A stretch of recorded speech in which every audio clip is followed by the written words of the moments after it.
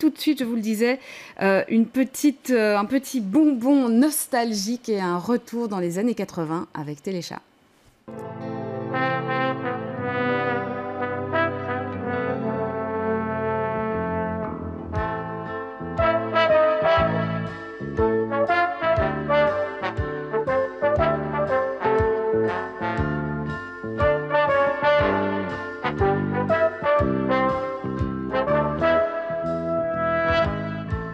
Qu'une télé, c'est Téléchat.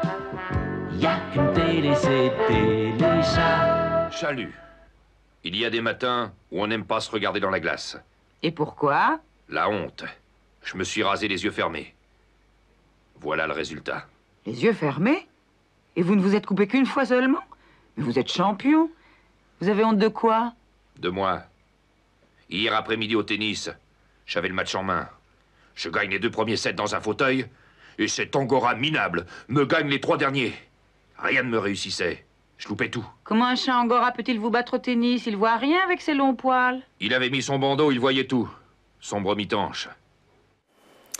Bonsoir et merci d'être avec nous. Alors, qu'est-ce que ça vous fait, vous, de revoir ces épisodes de Téléchat? Bon, on peut les voir sur Internet, mais quand vous les voyez, vous ressentez quoi, comme ça? Énormément de nostalgie, parce que c'est surtout aussi des coups de cœur. Il ne faut pas oublier que je suis 2 fois KO, parce que à la fois Henri Onneux, le réalisateur, et mon complice avec Grazaki, avec lequel on a cogité tout ce démarrage, Roland Topor, ouais. Et le deuxième complice, Roland Topor, sont tous les deux décédés. Ouais, vous êtes le seul du trio à rester. Oui.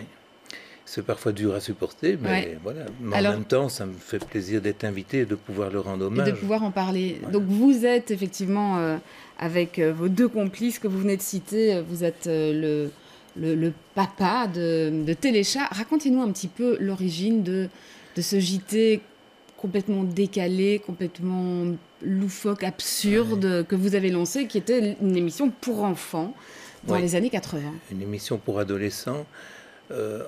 En fait, avec une certaine prétention. Henri et moi, on se retrouvait dans les marchés de films, comme le MIP TV, le MIPCOM, et on avait constaté que les programmes pour enfants n'étaient, à notre avis, pas très intelligents, prenaient plus les enfants pour des débiles, et on a eu cette prétention de vouloir faire autre chose, d'être différent. Et donc on a réfléchi à une émission. Ça portait au départ le nom des Machins Chouettes, mais dès le départ, Henri avait trouvé l'idée de donner la parole à des objets et de les humaniser. Et voilà, c'est comme ça que la première idée est venue sur la table. Et c'est comme ça que vous êtes allé sonner à la porte de Roland Topor, justement, en partant de cette idée de faire vivre des objets? Oui, c'est-à-dire qu'on avait constaté que Roland avait fait des dessins d'objets humanisés. Et on a profité de notre amitié avec Roger Domani, qui était le patron du Poche. Et Roland venait à Bruxelles pour la première de ses pièces, qui était Vinci avait raison. Et alors on a eu l'occasion, grâce à Domani, de se retrouver dans le même resto pour après le dîner de la première. Et voilà, Roland avait écrit des chansons. À cette table, ils ont été à un moment donné en panne des paroles d'une chanson de Claude François. Henri avait une mémoire extraordinaire, connaissait très bien tout cela, et s'est proposé de les aider. Roland, avec sa jovialité coutumière, s'est retourné vers nous. Il a dit oui, venez. Et voilà, on leur a soufflé les paroles. Et cette table, qui était une 12aine de personnes, à la fin de la soirée, on s'est retrouvés à 3 avec Roland à prendre un petit déjeuner dans un hôtel bruxellois.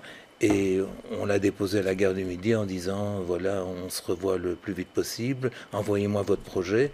2 jours après, il téléphonait en disant formidable, j'ai envie de participer. Et le trio était vous l'avez né. lancé. Comment ça a été reçu à l'époque par, en l'occurrence, Antenne 2, qui aujourd'hui ne s'appelle plus Antenne 2, mais qui était la chaîne à laquelle vous étiez adressé, rapidement avant qu'on voit un deuxième extrait? Mais là, on a eu beaucoup de chance. On est tombé sur une femme, Jacqueline Joubert, une programmatrice très courageuse, et en fait c'est la maman d'Antoine Decaune, donc Antoine avait de qui tenir, et c'est elle qui s'est emballée. Elle avait Je crois qu'en fait, elle avait les premières pages de François avec le Club Dorothée qu'elle avait mis sur antenne. Et peut-être qu'elle s'est dit qu'avec Topor, elle aurait les premières pages de Libération, et elle a eu raison. Alors, on va tout de suite voir comment vous avez fait parler les objets. Avec nous pour ce spécial beauté, 2 fidèles téléspectatrices, Raymond et Sophie.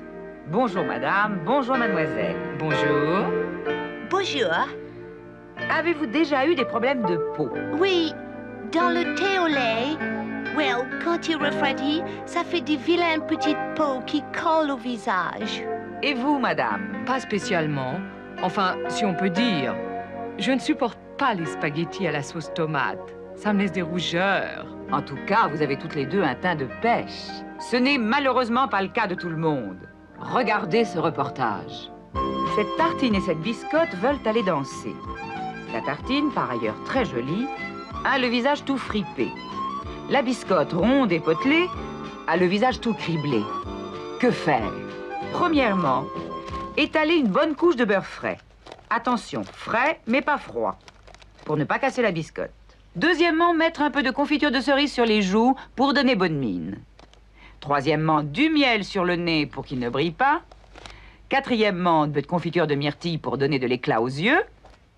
Cinquièmement, de la confiture de fraise pour rendre les lèvres bien rouges. Voilà. Nos 2 amies sont prêtes à sortir ce soir. Amusez-vous bien, mademoiselle. Alors là, on est vraiment complètement dans l'esprit de Téléchat. Hein. Votre truc, en fait, c'était de tourner en dérision les JT de l'époque. Oui, effectivement, la télé était toujours allumée chez Roland Topor, et Roland a toujours dit, voilà, ça c'est le scénario idéal, on sera toujours d'actualité, la télévision et la société bégayent, donc dans 20 ans, ou dans 30 ans, ou dans 50 ans, ben, on sera toujours d'actualité. Et voilà, c'est sûr qu'il suffisait de copier plus ou moins le vrai JT, et d'en parler au 2e, au 3e degré. Voilà. Et c'est sûr que l'émission a été à des degrés multiples. C'est pour ça que les enfants... Elle a été reçue très diversement, très différemment, en Oui. fonction peut-être des générations aussi, mais même au sein des enfants, les enfants avaient un vécu assez différent de Tout à l'émission. fait. Et d'ailleurs, quand je rencontre des enfants aujourd'hui qui ont vu à l'époque Téléchat, Donc ils ne sont plus tout à fait des enfants. qui en fait. sont plus des enfants aujourd'hui, évidemment, c'est des gens entre 30 et 50 ans, eh bien, ils m'avouent qu'à l'époque, ils n'ont pas toujours tout compris, et que parfois ils ont eu peur de l'émission, mais ils ont tous gardé un excellent souvenir de l'émission. Et je pense que c'est eux qui vont venir acheter le livre que j'ai signé aujourd'hui. Alors justement, ce livre que vous signez sur toute l'aventure, la folle aventure de Téléchat, qu'est-ce que vous aviez envie? Parce qu'il y a beaucoup de visuels, en fait, il y a beaucoup d'images. C'est ça que vous aviez envie de montrer? Oui, parce qu'en fait, je ne voulais pas... Moi, je ne suis pas l'auteur de la série. Je suis le producteur. J'ai participé, on était un trio, mais je n'avais pas envie d'écrire un livre. Je voulais que le livre devienne, sur papier, la même chose que la série. Donc, un livre-objet. D'ailleurs, au tout départ, mais l'éditeur, c'était trop cher, c'est un monde que je ne connais pas bien. Tout au départ, j'ai pensé que le livre serait le gluon du livre, c'est-à-dire une boule avec la bouche qui s'ouvre, et le livre aurait été à Peut-être que vous pouvez nous l'intérieur. rappeler, parce qu'il y a peut-être parmi les gens qui nous regardent des gens qui ont moins de 30 ans, oui, moins de 40, exact. et pour qui le gluon n'est pas forcément une évidence. Oui. Mais comme le Téléchat, c'était la télévision des objets, on n'a pas eu l'occasion, et c'était sans doute trop cher, de fabriquer chaque fois un objet qu'on allait humaniser. Donc Topor a trouvé quelque chose qui était réel. Le gluon, c'était à l'époque la plus petite partie de l'atome. Depuis, il y a eu le quark, et puis il y a eu d'autres. Et en fait, voilà, donc le gluon, c'est l'âme de l'objet. Donc on a créé une boule, et cette boule était décorée, humanisée, chaque fois à l'image de l'objet qu'elle représentait. Le premier gluon était le gluon du trou que Lola découvre en mettant sa tête dans le trou. Dans le trou. Lola l'autruche, le couple qui était d'ailleurs inspiré d'un couple de présentateurs très actifs et très connus à l'époque. Marie Leroux-Gris et Yves Moruzzi, exactement. En fait, la télévision anglophone avait déjà 2 présentateurs, mais en France, c'était une première. Et effectivement, nous, avoir uniquement une émission avec Grouchat, avec le chat, on allait très vite être à court d'imagination et de répondants. Donc ça a été... C'est très drôle, ça aussi sur TF1, qui était quand même concurrente à Antenne 2 à l'époque.